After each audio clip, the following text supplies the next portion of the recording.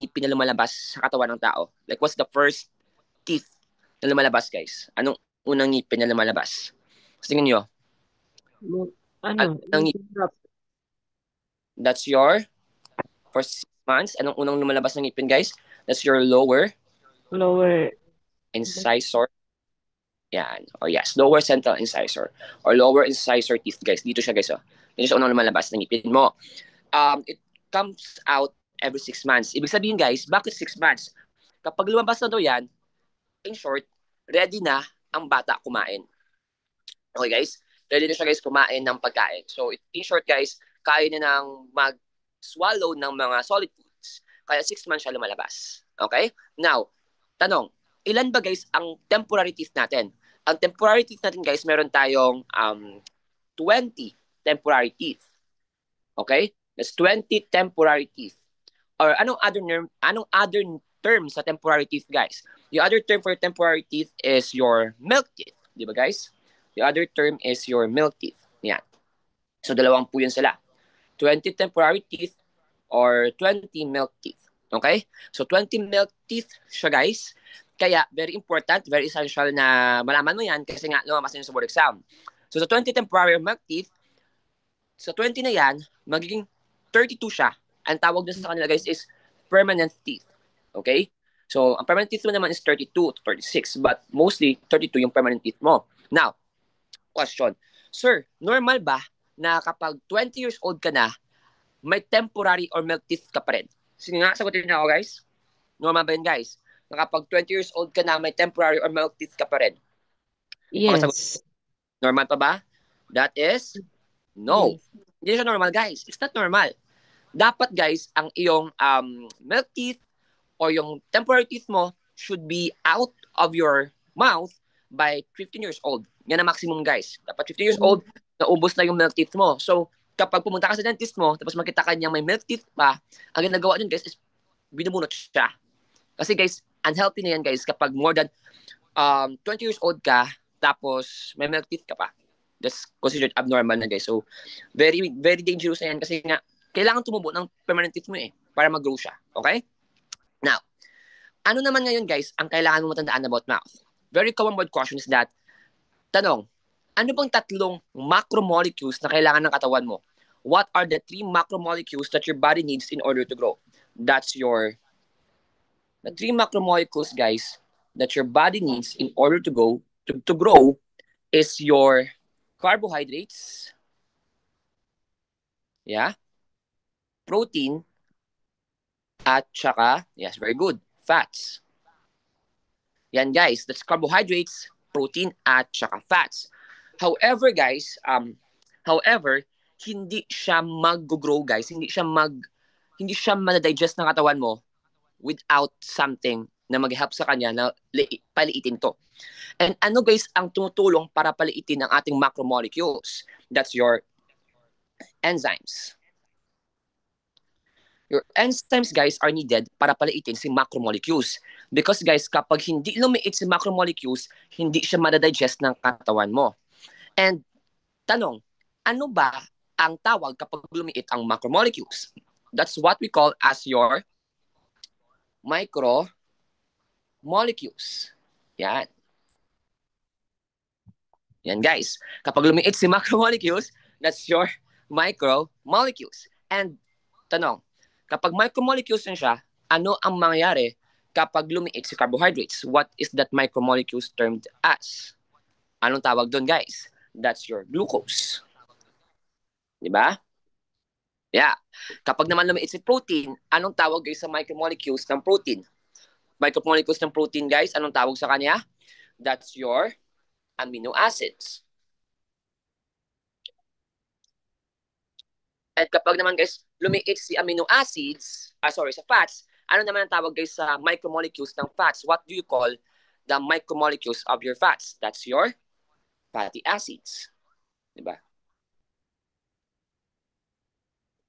Yan siya. Or yes, lipids. Pwede din lipids, guys. Pwede din fatty acids, pwede din lipids. Now, ang tanong, guys, is that,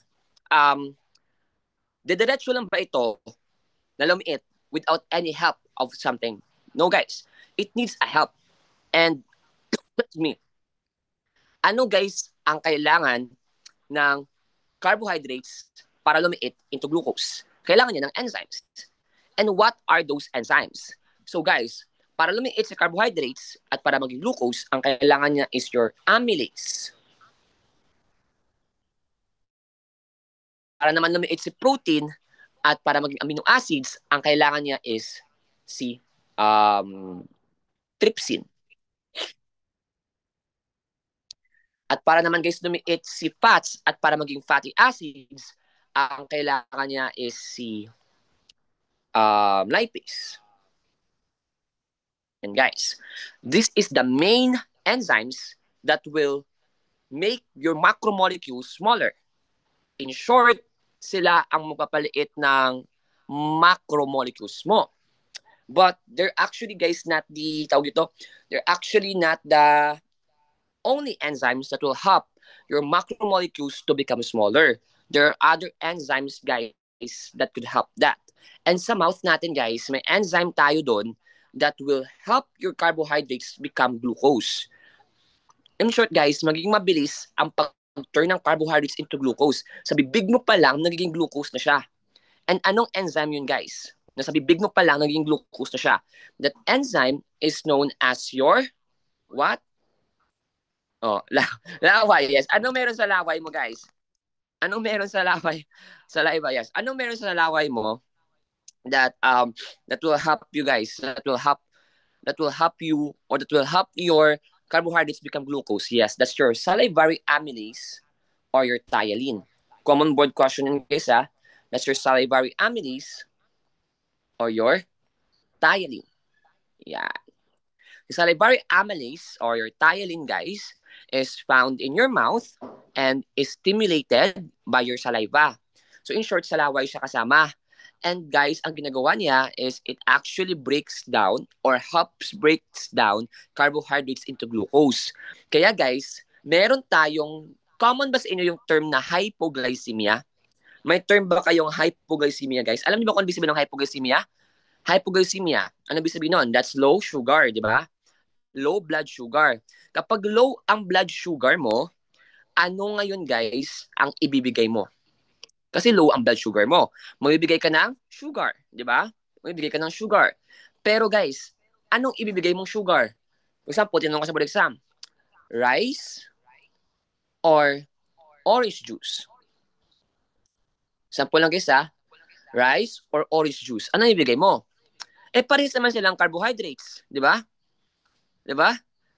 Parehas naman silang carbs. But why is your answer orange juice? Bakit kaya orange juice ang sagot mo? It's because, guys, there are two types of carbs. There are two types. And what are those two types of carbs? That's your simple at complex carbs. Now, guys, si simple, ito yung mabilis ma-digest. Ibig sabihin, pagbutang, ilonggo yun ha, paglagay pa lang sa bibig, ma-digest na siya kaagad. Yan guys. Si complex naman, it needs talaga the amylase to be digested. Kaya guys, kapag may hypoglycemia ka, ang ibibigay mo is yung mabilis ma-digest. Pag lagay pa lang sa bibig, matataas na or ma-digest na ang carbohydrates into glucose. Kaya ang binibigay mo is simple carbs. Kaya guys, mali guys, kasi may tanong sa board exam is that give complex carbohydrates to a patient with hypoglycemia. And that is wrong. Okay?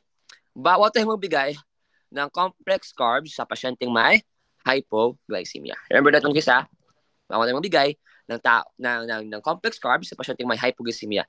Ang only pwede natin mabigay is simple carbs. Okay? Kasi mabilis siyang ma-digest. Now, tandaan nyo, nasa bibig siya, unang ma-digest, and your carbohydrates will turn into glucose. With the help of what? Salivary amylase or thiolin. Now, dyan na muna tayo guys ha. Tandaan nyo, ulit, anong ang tatlong macromolecules? Carbs, proteins, at fats. Anong ang tatlong micromolecules? Glucose, amino acids, at fatty acids. Remember that you cannot turn your macromolecules or hindi ma-digest yung macromolecules without the help of your enzymes. Kaya kailangan natin ng enzymes guys. We need your enzymes para maka-help tayo na ma-digest siya guys. Okay?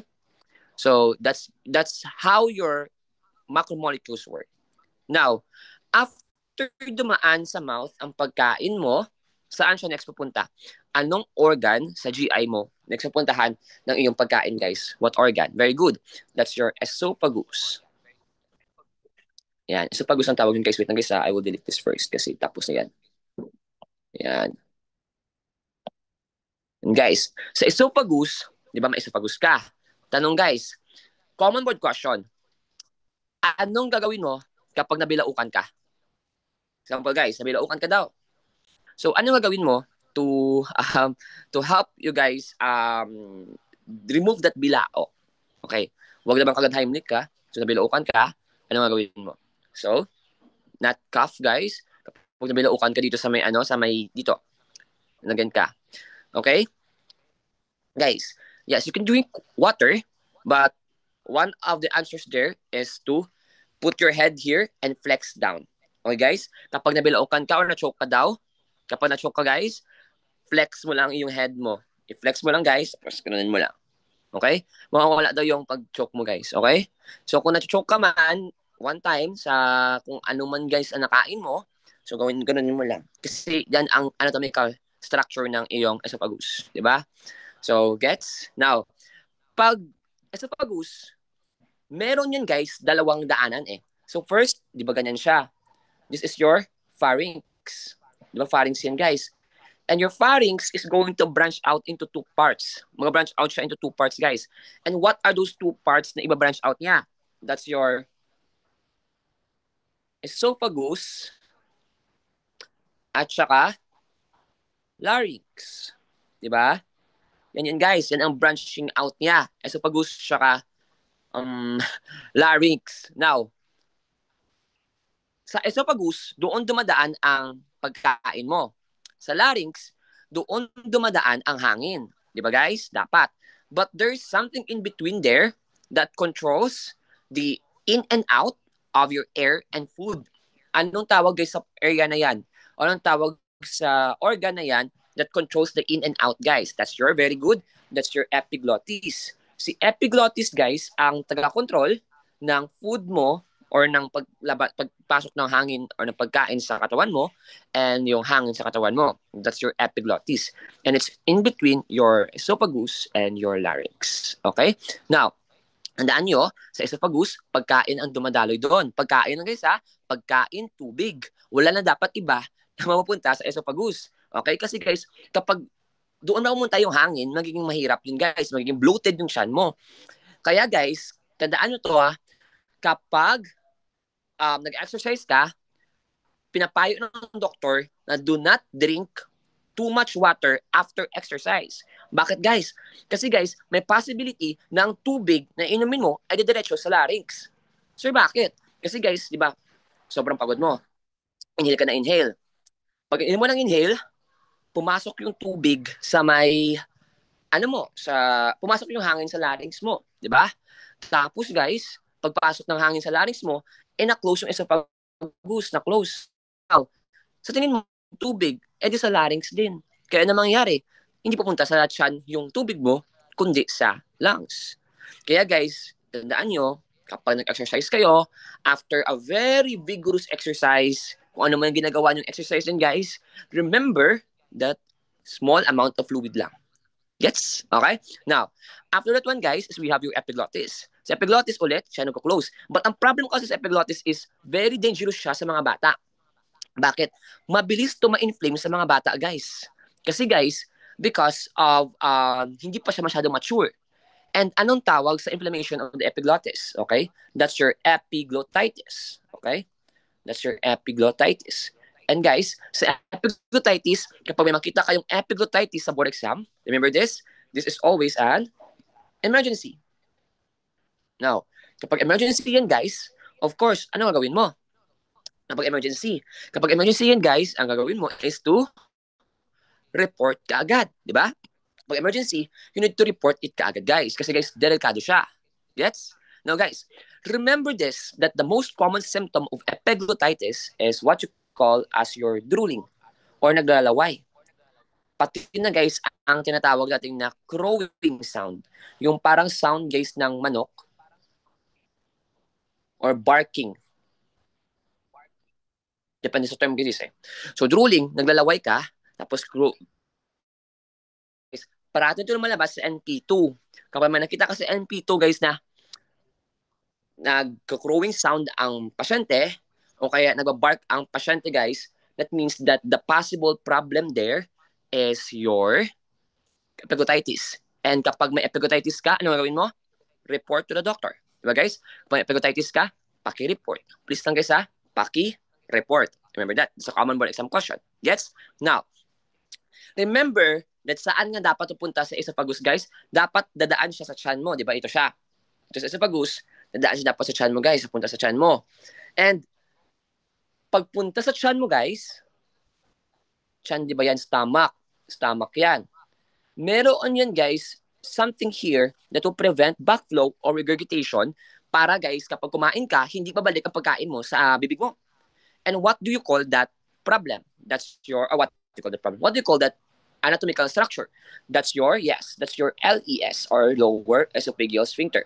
Anong other term ng LES guys? That's your cardiac sphincter. Yan. Okay guys? The term for LES or lower esophageal sphincter or cardiac sphincter. Anong purpose ng LES or cardiac sphincter? Ang LES guys is to prevent backflow.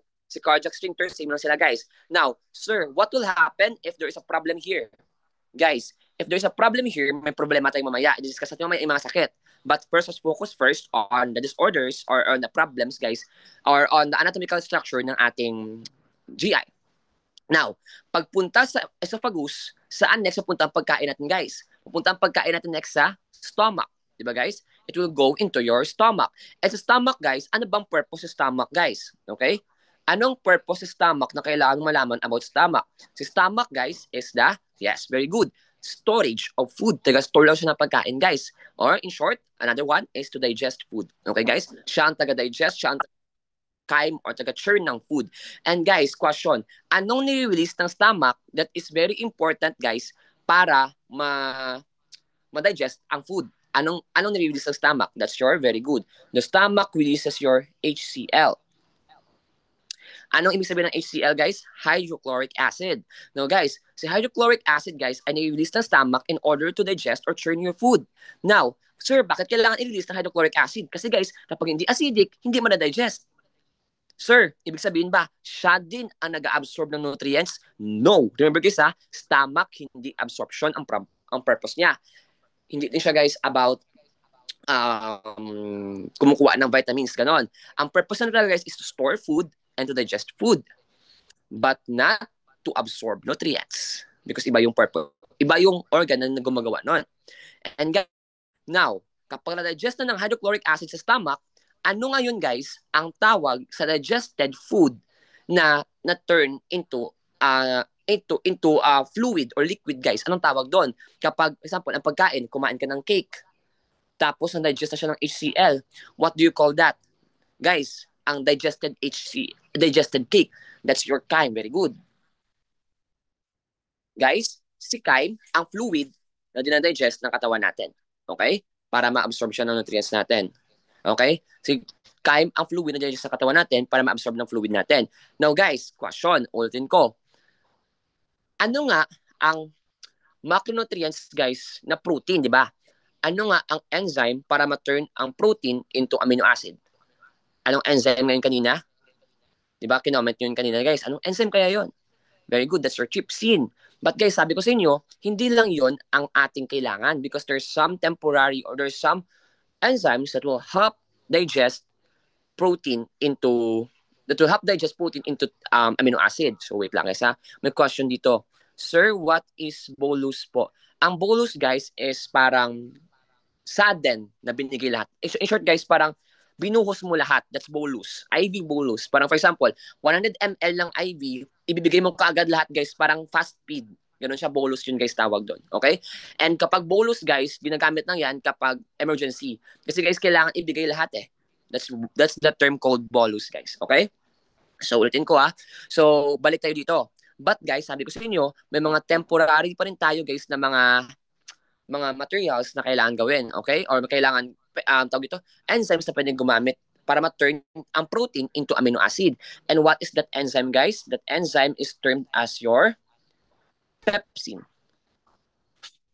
Guys, si stomach, may pepsin. Nag-release din siya ng pepsin, guys, is actually to help protein become amino acid.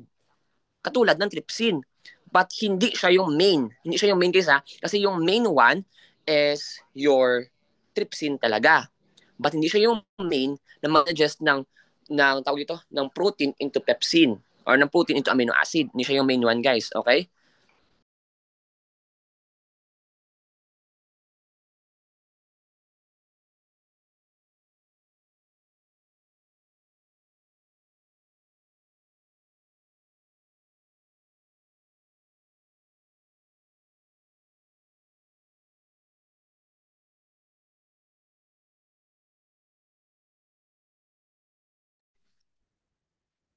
Okay? Guys, ha? Yan, guys. Okay. Now, remember this one. That, tandaan nyo, si trypsin pa rin ang major enzyme. But si pepsin ang tagahap lang. Now, guys, except sa hydrochloric acid, except sa pepsin, meron pa tayong isang substance na ginagamit or nire-release ng stomach mo that aids in digestion or absorption of vitamin B12. And what is that, guys? Anong enzyme yon na tumutulong sa absorption of vitamin B12? That's your intrinsic factor. Okay, very good. And guys, that's your intrinsic factor. Si intrinsic factor, si intrinsic factor, guys, ay tumutulong para ma-absorb si vitamin B12 sa iyong stomach. Okay, guys? Intrinsic factor, tumutulong para ma-absorb si vitamin B12 sa iyong stomach. So, without intrinsic factor, hindi ma-absorb si vitamin B12. So, kung hindi ma-absorb si vitamin B12, ano kayang sakit ang meron ka? Malalaman natin mamaya. Diba, guys?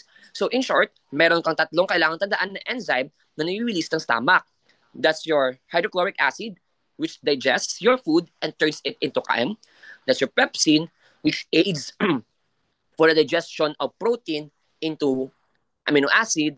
And the next one is intrinsic factor, which aids in the digestion of your vitamin or absorption of vitamin B12. So tatlo lang siya, guys. The mnemonics is HIP, hydrochloric acid, intrinsic factor, pepsin. Ulitin ko, ano mismo ng HIP? Hydrochloric acid, intrinsic factor, pepsin. Now, guys, after going into the stomach, ang pagkain, guys, na-store na, na-digest na ng stomach, saan ngayon siya next pupunta? Anong organ ang next na pupuntahan, guys? That's your small intestine. Very good. Wait lang, ah. Now, anong purpose ng small intestine, guys? If the stomach digests nutrients or digest food, ano ngayon ang purpose ng ating small intestine? Okay. Ang purpose ng ating small intestine, guys, is to what? Absorb nutrients. Okay? It is the one that absorbs nutrients, guys. Okay. So, in short, siya yung taga-absorb ng nutrients ng pagkain at mostly siya taga-absorb. Sir, ibig sabihin ba, kung may sira ang iyong small intestine, hindi ma-absorb ng nutrients, hindi ka makaka-absorb ng nutrients. Yes, guys. Kaya, guys, it is recommended kapag may distraction ka sa small intestine, ina-IV ka. Magbigay ka, guys, ng isang problem, o alam nyo, sa mga tao nag-aaral na ng mga 3rd year, 4th year, or mag-aaral na, guys, na nursing, magbigay ka, guys, ng isang sakit that causes problems sa small intestine. If you have an idea. Bigyan ng isang sakit, guys, that causes problems sa small intestine if you have an idea. Okay? Okay, very good. That's your inflammatory bowel disease. Guys, pinapayo kapag may IBD ka is kapag nagkakaroon ka ng worsening of IBD is binibigyan ka ng IV infusion. Bakit IV? Kasi, guys, hindi na ma-absorb ng nutrients kapag may IBD ka. Kaya, guys, kapag may symptoms ka ng IBD or in short, may exacerbation ka ng inflammatory bowel disease, binibigyan ka na ng IV. Kasi, guys, wala na mag-absorb ng nutrients mo. Kundi, ididiretso mo na lang sa blood mo. Iba-bypass mo, yes. The term is bypass. You need to bypass, guys, the small intestine kasi nga, nawawala na yung function niya. Okay, gets? Now, sa ating small intestine, guys, may stomach to small intestine, di ba? Diretso yan. Sa stomach, guys, small intestine, mayroon din siyang sphincter that prevents backflow. Kasi, guys, bawal mag-backflow ang pagkain mo kapag pumunta na siya, guys, sa small intestine. So, anong tawag sa sphincter na yan? What do you call that sphincter, guys? That prevents the backflow. The backflow, very good. That's your pyloric. Okay? Guys, huwag kayong ma-confuse between pyloric sphincter at saka your cardiac or lower esophageal sphincter. Si pyloric separates your small and stomach. Si cardiac separates your esophagus and stomach. Kasi guys, parati yan kino-confuse ng mga students. And magkaibang sakit kasi guys kapag may problema ka sa pyloric sphincter at magkaiba din sakit kapag may problema ka sa cardiac sphincter. The disorders are different. The problem is different. Now, sa small intestine mo ulit, ang purpose is to absorb nutrients. Generally, ngayon guys, ang tanong is that, anong tatlong parts ng iyong small intestine? Very important to kasi nga, there's a question in board exam about Billroth 1 and Billroth 2. So, alam mo dapat guys, parts ng small intestine. Kasi nga, kung hindi mo siya alam, mahirapan ka about that. So, we have 3 parts. And the mnemonics is D, J, I. Very good. That's DJI. Alam mo sabihin ng DJI, guys? First one is duodenum. Yan. Si duodenum, guys, after your stomach, si duodenum kaagad. And that is very dangerous si duodenum, guys, kasi mataas ang chance niya for ulceration. Kasi, guys, minsan, ang acid pumupunta na dito sa duodenum. Mataas ang chance niya. After duodenum, ano next? That's your jejunum. Yan. Very good. And after your jejunum, ano next natin, guys? That's your ileum. So that's your DJI, duodenum, jejunum, tsaka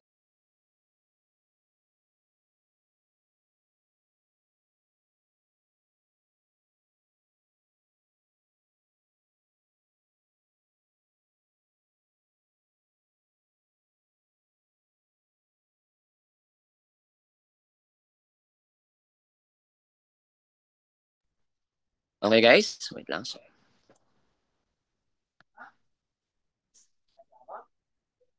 Okay? Sige. So yun, guys, duodenum, jejunum, at saka ileum, guys. Okay? So common board exam question, guys. So kailangan mo siyang tandaan kasi nga parte siya naman labas sa board exam. Okay? Now, remember this. After, guys, small intestine, saan next punta ang ating pagkain? After small intestine, where should it go next? Very good. That's your large intestine. Okay. So large intestine, guys, doon siya pupunta next. And what purpose of large intestine, guys? The purpose of large intestine is to, very good, absorbs water. In short, guys, absorbs water. Kaya, guys, doon pa lang nag-harden ang iyong stool sa large intestine. Doon pa lang siya nag-harden, nag-start na mag-harden, guys, sa large intestine mo. Now, after large intestine, guys, that's your rectum. And next one is your anus. Now, bakit, sir, hindi mo masyadong discuss, sir, ang rectum at anus? Kasi, guys, they're very basic, guys. Ang kailangan mo lang tandaan about rectum at anus ito, guys, Si anus, guys, madalawang part yan, guys. Madalawang part yan siya. And anong dalawang part ni anus, guys? That's your internal at external. Now, I know na may mga nakaramdam dito sa inyo is that may mga internal anus sphincter kayo at external anus sphincter. Sa internal, guys, ito yung tinatawag nating hindi mo makontrol. So, for example, nasa bus ka. Nasa bus ka, guys, tapos taing-tae ka na. Di ba? Taing-tae ka na. Tapos hindi mo siya makontrol. Di ba, guys? So, ganun siya, guys. Hindi mo siya makontrol. So, yung nagawa mo is at pumunta ka doon sa kaya, sabi mo, ay, kayang-kaya ko na. Pero actually, guys, nandiyan na yan sa internal anus sphincter mo. Ang stool mo, nandiyan na yan, guys. Sino lang ang pumipigil? Sa external. Kasi, guys, internal, involuntary to. In short, hindi mo yan makontrol. Hindi mo yan mako-close open. Okay? So, ibig sabihin, guys, open na talaga yan. Sa external, guys, ito yung voluntary. Excuse me.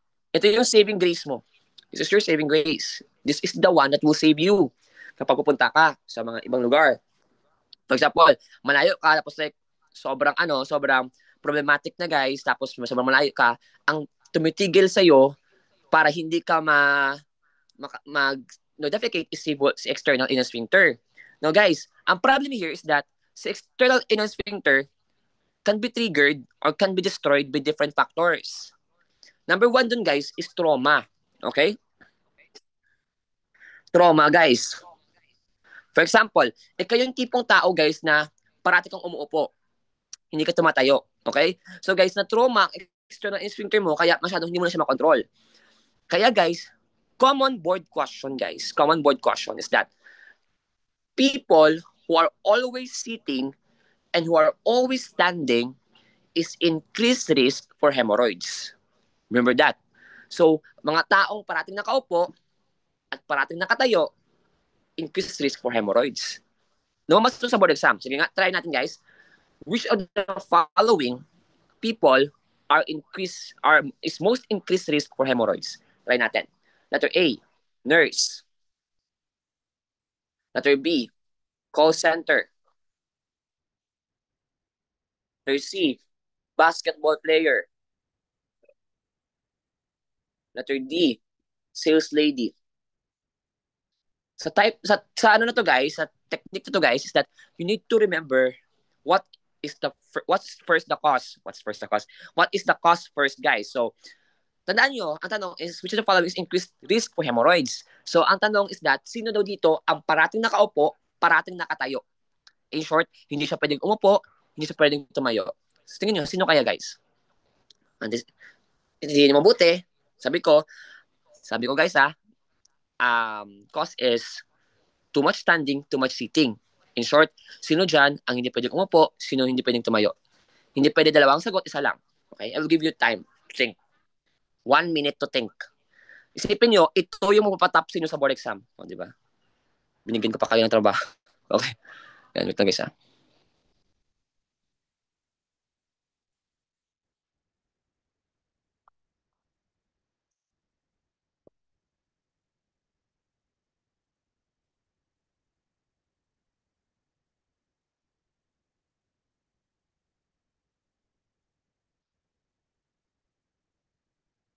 Wait lang guys. Okay? Sige. So, hemorrhoids guys is increased risk for taong may tawag ito, sa taong mayroong problems guys na too much sitting or too much standing. So, ang sagot dito guys is letter. Of course, hindi pwede sa letter C. Kasi nga basketball player. Basketball player naman guys, kung bench ka, pwede ka namang nag-cheer dyan kapag hindi ka na makakalaro, di ba? Pwede ka namang umupo. Wala naman na mag-stop sa'yo na mag-upo or magtayo.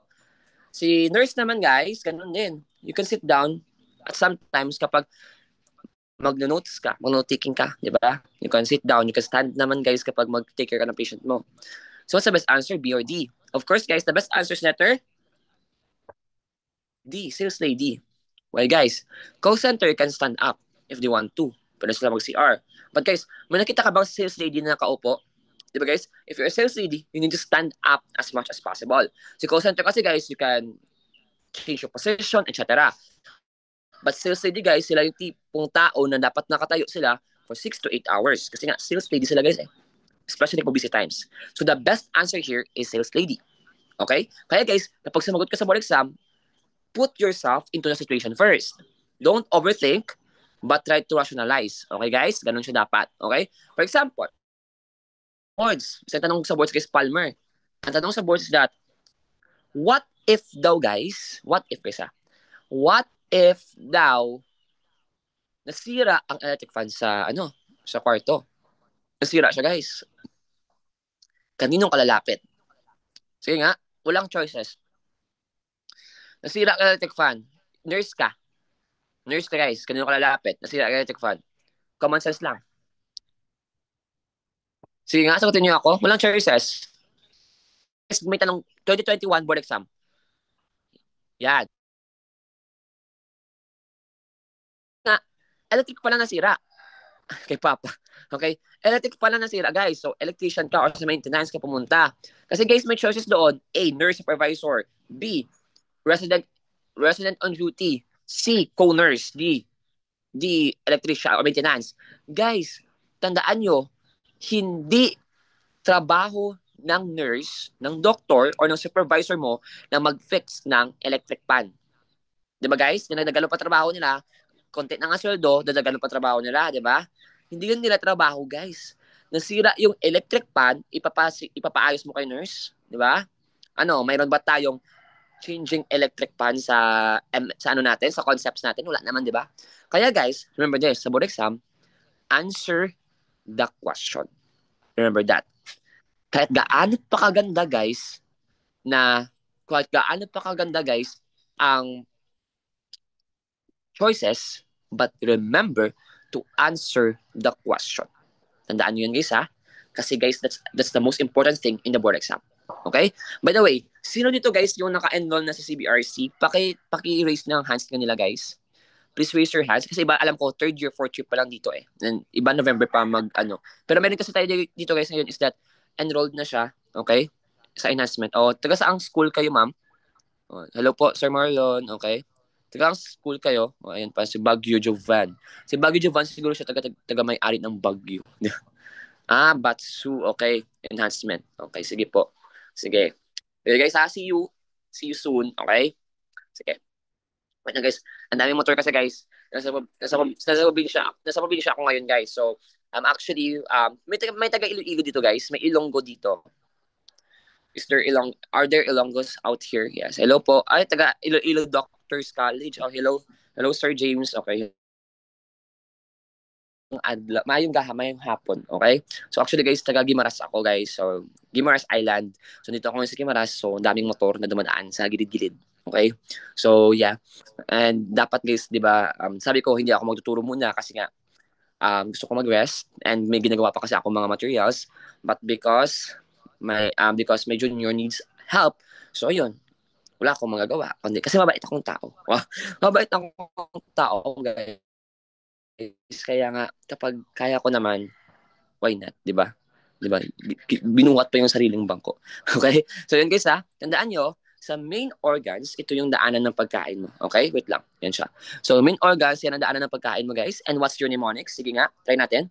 Ikunin natin to para at least masagot nyo. Okay guys ha, let's have a recall. Let's have a recap guys ng tinuro natin ngayon guys as of the moment.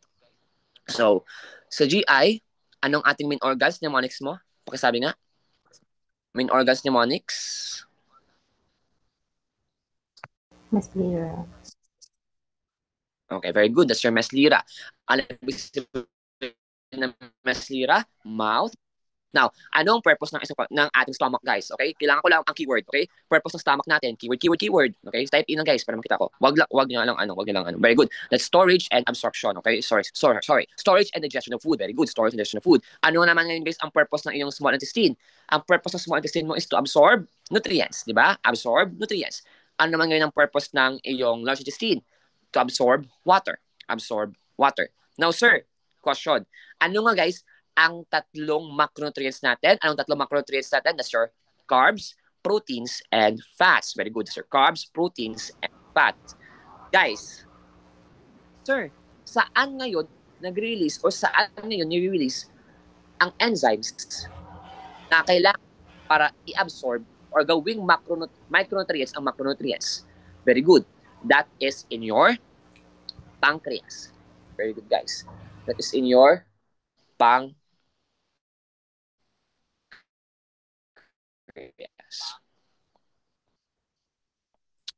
Okay?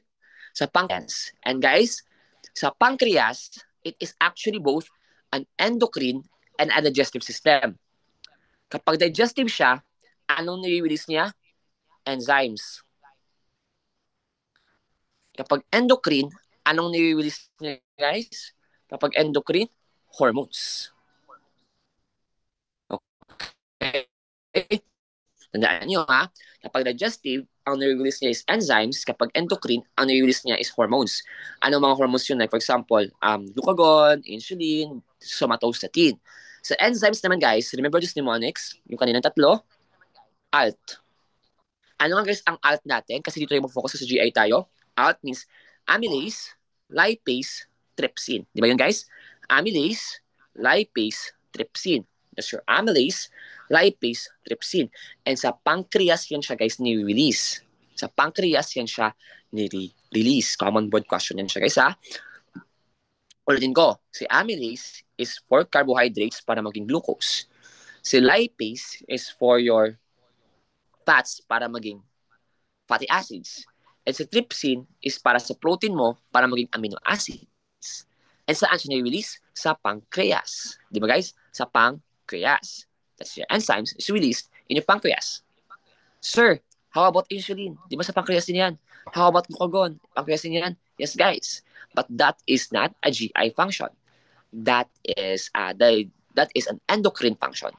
And guys, remember this, that in GI, pancreas, para siya ng kidney. Si kidney kasi guys, pwede siyang blood function. Pwede niya siyang excretion function. And tandaan nyo, our organs have different functions. And si pancreas guys, yun ang dalawang function niya. Now, remember this one guys, that common board question, saan located ang pancreas mo? Saan located? Ang pancreas mo guys is located sa left upper quadrant. And guys, ito guys kapag may pain left upper quadrant and radiates into your shoulder, that indicates pancreatitis. Kaya guys, common board question that if you see that in the board exam, you need to report it immediately. Kasi guys, pancreatitis is a dangerous problem. Sa halos lahat ng inflammatory problems guys sa iyong GI, si pancreatitis ang pinakadelikado. Kasi mabilis ka mamatay dito. Okay? So, report it immediately kapag may pancreatitis ka. Now, after your pancreas, you also have your gallbladder and your liver. Guys, ano pinakaiba ng gallbladder sa liver? Si liver, guys, let's make it simple, guys, about bile muna tayo. Mag-usap tayo about bile. Si liver, guys, is the one that produce your bile. Yan. Guys, tanong, anong purpose ng bile? What is the main purpose of your bile? It's to emulsify fat. What do you mean by emulsify fat? Guys, in short, it makes fat absorption easier. Now guys, remember this, that you have two types of cholesterol that is found in your body. That's the two most common type. Ano kayo yun guys? Ang dalawang types ng cholesterol na makita mo sa katawan mo. Very good. That's your HDL at LDL. Guys, sa tingin nyo, anong mas maganda? HDL or LDL? Mas maganda si, very good, HDL. Kasi guys, alam niyo ba kung anong purpose ng HDL? Ang purpose ni HDL guys is to bring cholesterol into your liver. Pinapadala niya si cholesterol guys papunta sa liver. In short guys, siya yung taga paypay, di ba guys, sa mga tawag dito, sa mga bus, sa mga jeep, may taga barker. In short guys, mayroon kasi guys ito ang cholesterol mo guys, in short, ay tinatawag nating triglycerides. Ito guys, ang cholesterol mo. Now guys, si HDL kasi guys is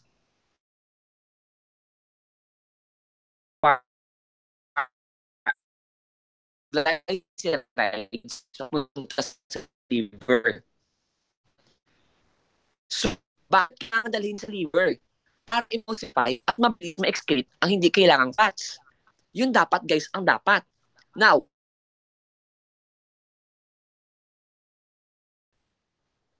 para ma-emulsify siya at may palabas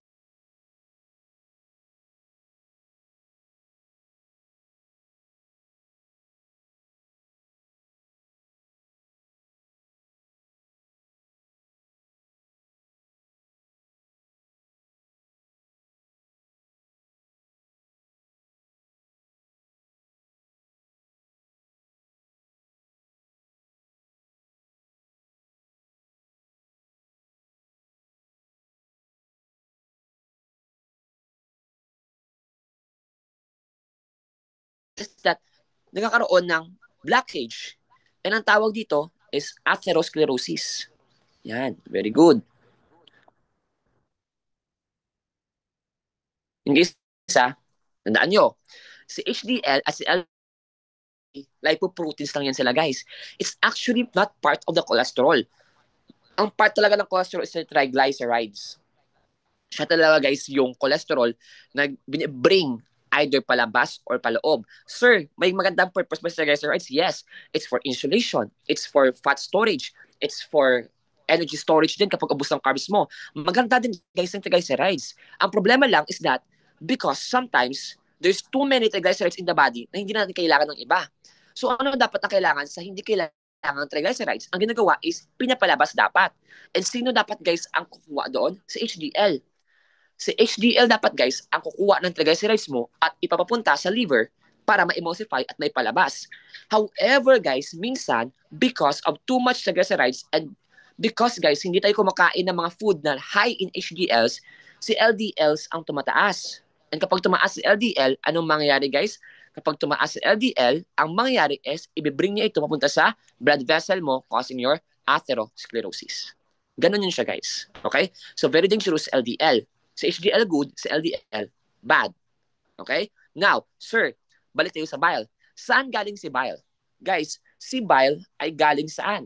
Wait lang, delete ko muna to. Sa liver. But saan siya specifically galing? Itong isa. Galing siya guys sa, yes, hemolysis of red blood cell.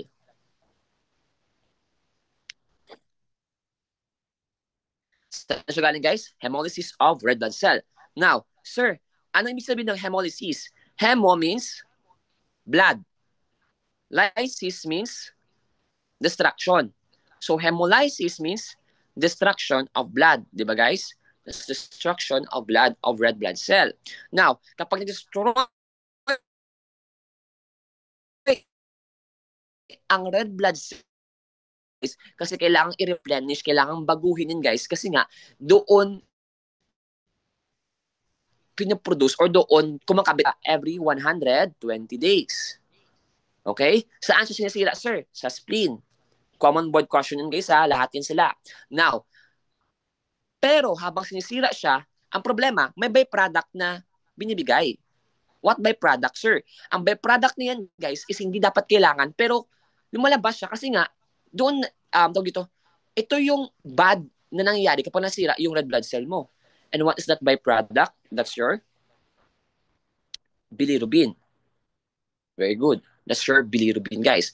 Na byproduct, guys, na nasira kapag nasira yung red blood cell mo is your bilirubin. And si bilirubin, guys, very important na tandaan sa board exam. Anong kulay niya? Ang kulay ni bilirubin, guys, is yellow. Naan nyo, guys, ha? Ang kulay ni bilirubin is yellow. Ang kulay, guys, or ang problema pa sa bilirubin is that parang crystal siya. Kaya kapag dumikit siya sa skin mo, toxic siya. Kaya magkakaroon ka ng pruritus or itchiness. Makati siya, guys. Itchy siya. Ganun siya, guys. Remember that. Common question yan.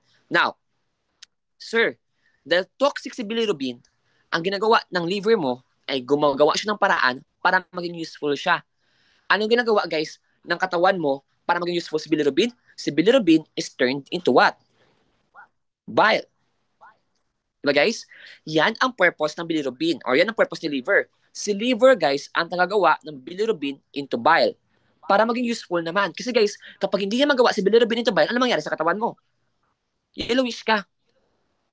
Mukha kang tawag ito? Manggang hilaw. Okay? Pruritus ka, nangangati ka guys. Pati ka nangangati kasi nga wala kang bile. Ganun yun siya. Now, si liver taga-produce ng bile, but guys, kailangan ba natin ng storage ng bile kasi minsan madami yung byproduct na bilirubin? Yes, kailangan natin ng storage ng bile. And saan sinistore si bile? Sa may gallbladder. Diba? Doon siya sinistore. Para in short, hindi guys masyadong mahirapan si liver na maghanap ng storage ng bile. Kasi guys, kung walang bile storage, ang ginagawa ni liver is that tinatapon niya lang guys o hindi na siya gagawa ng bile. Sir, bakit hindi siya gagawa ng bile? Imagine this. Alam mong wala kang, isang pala, may tindahan ka. Matindahan ka ng itlog. Tapos guys, ang itlog mo guys, ang itlog nyo guys ay sobrang dami pa. Ang tanong guys, dami pa sa storage mo. Ang tanong, bibili ka pa ba ng itlog para guys sa ibebenta mo? Kasi marami ka pang itlog sa storage mo. Hindi na, di ba? Kasi nga, madami pa. So, ang gagawin guys, same din yan sa liver. Kapag madami pa or sira guys or wala kang storage area, ang gagawin ng liver is that it will never or it will decrease the production of bile. Diba? Bababa si bile. Now, remember this, parating mali ng estudyante is that, ano ang reason ng jaundice? High bile or low bile? Sige nga. Comment guys, anong reason ng jaundice? High bile or low bile? Okay? Okay? Very good. High bile. Very good, guys. At least, guys, ngayon pa lang, may natutunan na kayo kasi mali yan. Lumabas yun, guys, 2023. Hindi high bile ang reason ng jaundice. kundi low bile. Bakit? Tingnan nyo mabuti guys ha. Sino ba ang kulay yellow? Sino ba ang kulay yellow? Sino mo ng kulay yellow? Si bilirubin. Very good. Guys, ibig sabihin ito, remember this, kapag maraming bile sa katawan, isang pala sagot mo is high bile guys ha, kapag ang sagot mo is high bile, anong ibig sabihin nito? Madami bang bilirubin or konting bilirubin? Kasi mataas yung bile production mo. Madami or konti? Very good, konti. So tanong, magkaka-jaundice ka ba kasi konti yung bilirubin? Yes or no? Hindi. Diba? No. Saan ka magkaka-jaundice? Kapag mamaba si bile. Diba? Kasi kapag mamaba si bile, ano mangyari kay bilirubin? It will increase. And kapag tumaas si bilirubin, ano magiging kulay mo? Magiging manggang hilaw ka. Magiging yellow ka. Diba guys? Kaya guys, remember this, lumabas ka sa boards, maraming students ang nagkamali kasi nga hindi sila nakinig na mabuti. Okay? Tandaan nyo guys that the cause of jaundice is not high bile but rather low bile. Okay? Do not blame someone na wala namang kasalanan. Guys, si bile nga guys ang tumutulong sa'yo para hindi ka magka-jaundice, hindi ka mangati, tapos siya pa ang i-blame mo sa pangangati mo at pagiging dilaw mo. Diba? So, sino i-blame mo? Di si bilirubin. Kaya guys, remember this. Tandaan nyo. Ano ang tawag kapag may problema ka sa gallbladder? Inflammation of the gallbladder? That's your cholecystitis. Di ba guys? Anong tawag kapag may inflammation ka sa liver? That's your hepatitis. Okay, balik tayo sa inflammation of the gallbladder. Guys, kung nag-inflame ang gallbladder mo, cholecystitis. Question, makakapag-store pa ba ang iyong gallbladder ng mabuti ng bile? Yes or no? Can your gallbladder store bile? No. Ano mangyari guys? Will the liver produce bile? Will the liver produce bile? Yes or no? No then. So in short, may jaundice ba sa cholecystitis? Yes or no? May jaundice ba sa cholecystitis? Yes or no? Yes, kasi hindi nakakapag-produce ang liver ng bile kasi wala siyang storage of bile. Yun guys. Now, anong tawag sa inflammation of the liver? Hepatitis. No guys, kung nag-inflame ang liver, magagawa niya bang function niya? Hindi. Kung hindi niya magagawa ang function niya, magagawa niya bang mag-produce ng bile? Hindi. Sa tanong, kung mag-inflame ang liver, tataas ba si bile? Yes or no? Tataas ba si bile? Yes or no? Will the bile increase? Kapag nag-inflame si liver, no. Kasi nga nag-inflame si liver, si bile is going to decrease. Sino ngayon ang tataas? Si bilirubin. Kaya guys, kapag tumaas si bilirubin, may jaundice. Therefore, kapag may liver problem ka, may jaundice ka ba? Yes. Kaya guys, if you have liver and gallbladder problem, both of this will cause jaundice. Okay? Ganun yun siya guys. So, tandaan nyo guys ha, the most common problem there is jaundice. Now, sir, mamaya na yung guys, kung madaanan ko, I will tell you all the functions of the liver kasi madami yung functions of the liver. But as of the moment, let's talk about bile lang muna guys kasi yan ang pinaka-importante dito. Kasi nga, we only have limit. Ayan na siya, nawala na yung boses ko. Okay?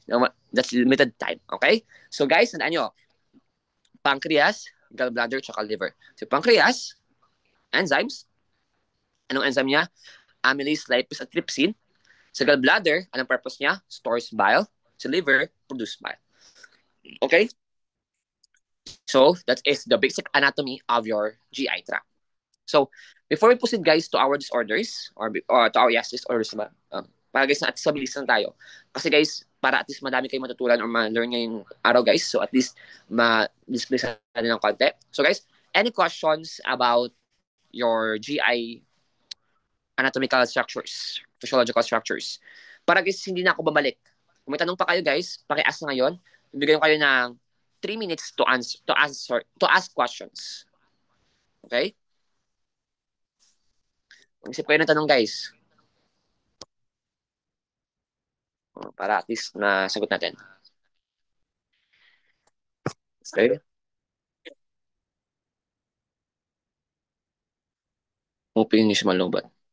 Hereditary ang hemorrhoid po ba? Yeah. Guys, there's a study that hemorrhoids are hereditary. So there's possibility guys na maipa asa kapag may hemorrhage sa rectum. Sa rectum, guys, ang taga-connect ng sigmoid colon mo to your anus. So, without the rectum, guys, hindi, tawag ito, actually, guys, wala talaga siya significance. Actually, guys, pero without the rectum kasi, guys, mabilis ang pagdaloy ng fecal matter mo. So, hindi mo siya mapipigilan kaagad. Kaya, guys, manonotice mo na kapag may hemorrhoids ka, guys, hindi mo siya makontrol mabuti. Kasi nga, sira na yung rectum mo. Kaya, guys, kung may hemorrhoids ka, mabilis maglabas ang feces mo or fecal matter. Okay? So, diretso, ano yun? So, diretso na ang bile sa small. Wait lang, guys, ha? Ano po yung isuspect natin na disease? Okay? Sagutin ko sa tatanong niyo before tayo magpusida. Ano po ang isususpect natin na disease kapag ang newborn cannot pass stool? So guys, the disease that you can be suspecting is dalawa. Dalawa ba? Tatlo guys, tatlo. So, the three possible disorders, guys, is first one, very good, Ma'am Lizel, that's your imperforated anus. Ibig sabihin, guys, ng imperforated anus is walang anal matter or anal opening. Imperforated anus, guys. Pangalawa, yes, very good. That's your Hirschsprungs. So Hirschsprungs, guys, is because of lack of peristaltic movement, hindi lumalabas yung stool mo. Ang tawag dun, guys, is aganglionic cells. Or wala siyang aganglionic cells or aganglionic disease. Wala siyang ganglions, guys. Kaya hindi makapass through ang stool. Kaya ang pinaka-common na stool, guys, or stool ng iyong Hirschsprungs is ribbon-like stool. Or ribbon-like stools. Parang ribbon, guys, kasi maliit lang siya. And ang pangatlo, guys, is intussusception. Sa intussusception, guys, yes, very good. Sa intussusception, guys, is that nagkakaroon ng narrowing. Parang teleskopyo, guys, ang iyong intestines. Kaya, guys, hindi lumalabas ang stool kasi nga, nagnanarrow siya. Di ba? Ito yung intestine. Drawing ko nga. Di ba ito yung intestines, guys? Gumaganon siya, guys, oh. Parang lumiliit siya ng lumiliit. Yan. Yan, guys. Now, ano mangyari? Ang mangyari dyan, guys, is that instead ipalabas niya, guys, sa puwet niya, ang ginagawa is sinusuka niya. So, ang tae, guys, ng pasyente, ang fecal matter na tao may insusception is sinusuka niya. Yun, guys, yung common yan is pyloric, projectile vomiting with bile. Yan, guys, sa intussusception. Okay? So, I think, yun, may tanong pa ba? Kapag natanggal na po ba yung gallbladder, rekta na bile sa small intestine? Yes. Kapag natanggal na yung gallbladder, rekta na yung bile sa small intestine. Kasi guys, yun na lang ang way para maipalabas yung bile. Yan. Yun pala ang tanong nyo, Sir Baguio, USJR. Saan po yung USJR na school? University of San Juan de Recoletos? Nagagawa lang ako. Cebu po. Okay. San Juan de Recoletos. Okay, partner school pa. Ito pala yung bagong partner school ba namin? Hindi ko alam, guys, Baka magagawa lang ako. Okay? Yan, okay? So, wait lang, guys, Sige. So, guys, tanong ko lang, guys, that sino dito yung mga second years? Second years. Raise your hands, guys, para makita ko. Kasi, guys, kapag second year ka pa lang, hindi ka na makakarelate dito. Second years, guys, meron ba second years dito? Second years, o kaya, second years, or first years. Kasi, guys, ako po, at least, tawag ito, magamit mo siya pag third year ka na. Okay? Kapag second year ka kasi, guys, mostly maternal siya. Okay? So, medyo hindi ka makaka-relate ng konti. But kapag nag-third year ka na, makaka-relate ka na dito. Okay? So, tawag dito is that, mag-abang-abang ka na. At tawag dito, guys, is that, ikip mo lang notes mo, tapos mag-aral ka ng early para at least magamit mo siya. Okay? So I'm hoping that all of you are learning for today's video. So today, guys, after this, lecture natin is all about your GI problems. Para at least marami kayo magtulong ngayon.